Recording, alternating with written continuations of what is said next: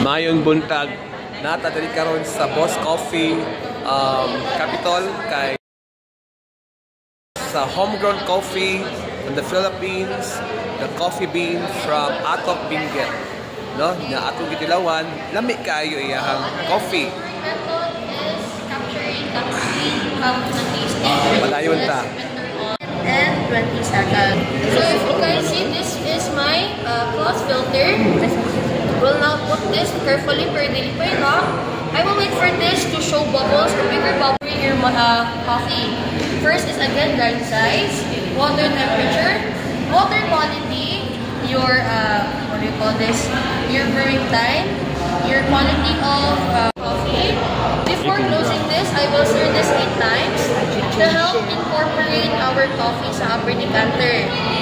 30 seconds of brewing time.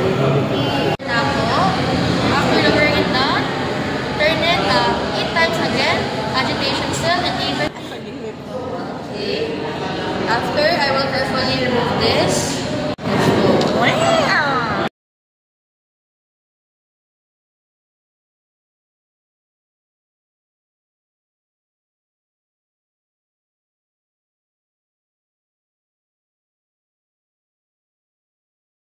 Ang Atok Benguet ni. I've been there, so ato ning tilawal ang kape. Go na.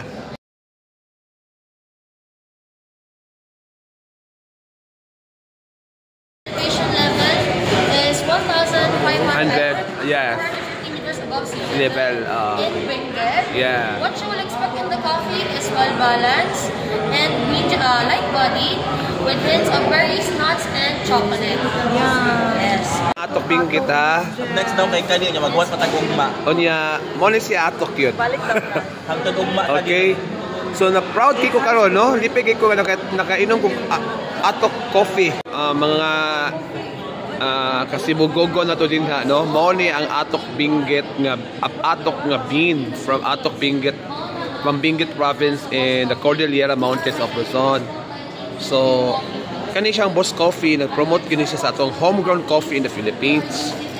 Okay, so mao ni iyang label, iyang pack niya, naka-pack na gini siya. So proud